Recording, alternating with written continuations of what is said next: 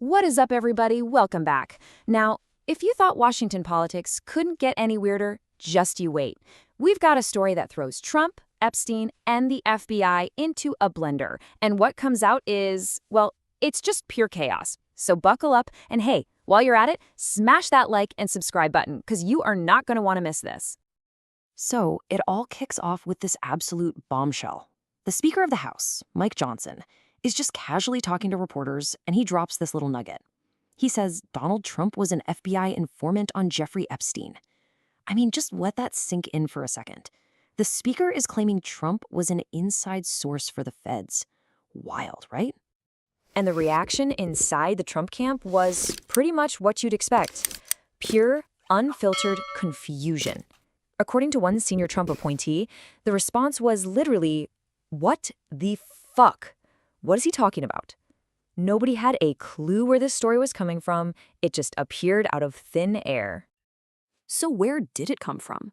Well, for a possible answer, we turn to a pretty wild theory from author Michael Wolff, a guy who's written a lot about Trump.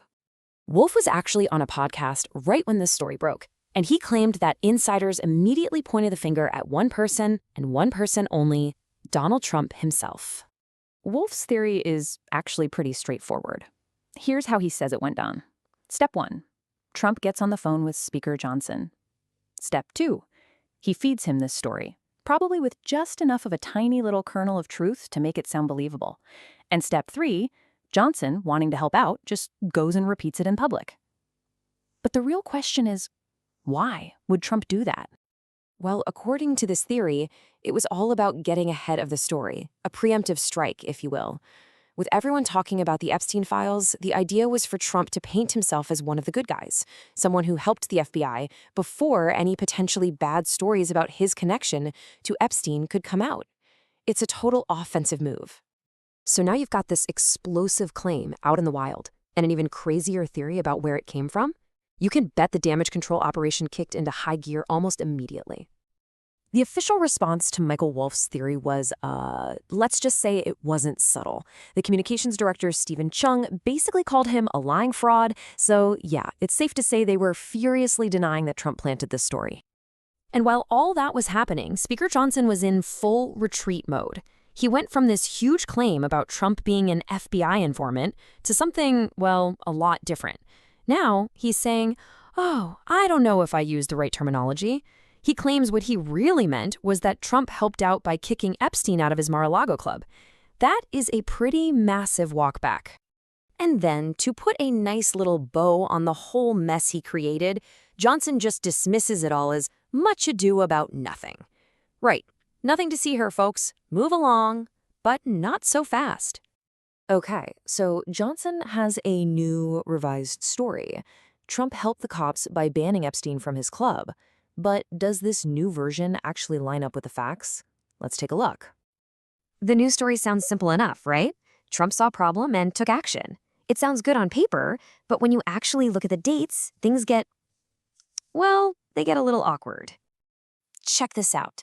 Epstein was arrested way back before October of 2006, but he wasn't actually banned from Mar-a-Lago until October 2007. That's over a year after his arrest.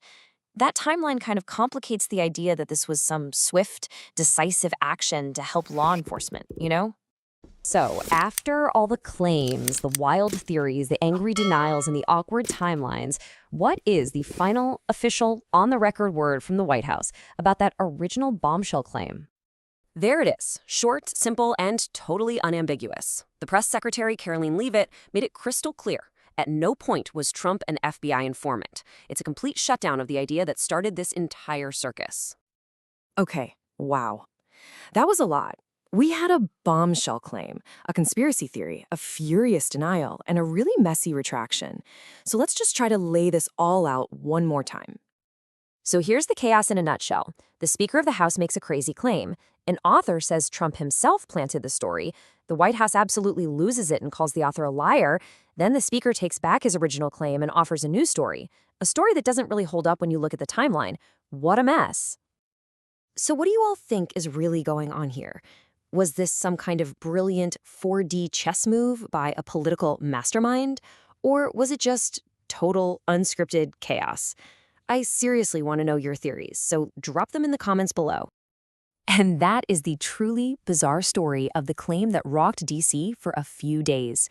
Hey, thanks for sticking with us through that whirlwind. Don't forget to like, subscribe, and hit that notification bell so you never miss out on our next deep dive. See you next time.